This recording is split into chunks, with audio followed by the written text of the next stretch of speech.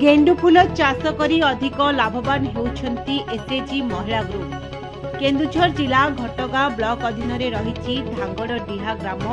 ए grammar महिला भिन्न प्रयास परिबा चाष पर गेंडु फूल चाष करी हेले लक्षपति।